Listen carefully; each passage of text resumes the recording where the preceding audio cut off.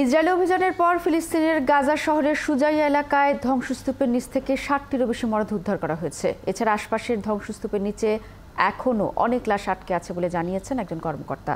এদিকে গাজায় প্রবেশ করার অনুমতি চেয়ে ইসরায়েলকে চিঠি দিয়েছে বেশ কিছু আন্তর্জাতিক গণমাধ্যম। অন্যদিকে হামাসের দুর্বল হয়ে পড়ার সুযোগ নিতে চাইছেন ইসরায়েলি প্রধানমন্ত্রী বেনিয়ামিন নেতানিয়াহু। আরও জানাচ্ছেন ঋতু সাহা। গাজা শহরের এলাকাগুলোতে এখন শুধুই ধ্বংসস্তূপের চিহ্ন। ইসরায়েলি সেনারা চলে যাওয়ার পর ফিলিস্তিনি চিকিৎসকরা গাজা শহরের তাল আল হাওয়া ও সারবা এলাকার ধ্বংসস্তূপের নিচ থেকে ৬০ জনেরও বেশি মানুষের লাশ উদ্ধার করেছেন।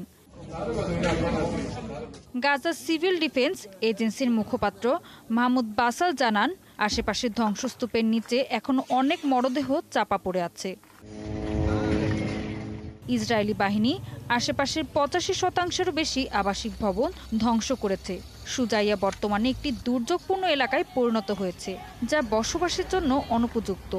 এর আগে গত বুধবার ইসরায়েলি সেনাবাহিনী জানায় ২ সপ্তাহ আগে অনুপ্রবেশের পর সুজাইয়া এলাকায় তাদের সামরিক অভিযান তারা শেষ করেছে। এদিকে গাজায় গেল ২৪ ঘন্টায় ইসরায়েলি হামলায় ১২ জন ফিলিস্তিনি নিহত হয়েছেন।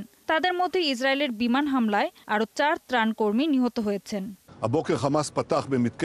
এদিকে ফিলিস্তিনের সশস্ত্র গোষ্ঠী হামাস দুর্বল হয়ে পড়েছে বলে গোয়েন্দা তথ্য পেয়েছেন ইসরায়েলি প্রধানমন্ত্রী বেনিয়ামিন নেতানিয়াহু। যুক্তরাষ্ট্রের প্রভাবশালী সংবাদ মাধ্যম ওয়াশিংটন পোস্ট দাবি করেছে, হামাস অস্ত্র ও লোকবলের দিক থেকে দুর্বল হয়ে পড়েছে।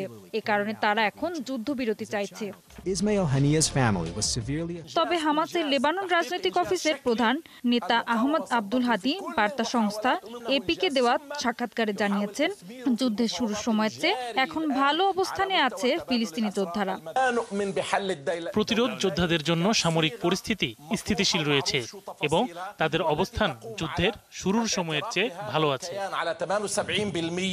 এছাড়া যুদ্ধ শেষে হামাস আবারও একাই গাজা নিয়ন্ত্রণ করবে এমনটা প্রত্যাশা করছেন না বলেও জানিয়েছেন আহমদ আব্দুল হাদি। ঋতু সাহা, ৭১।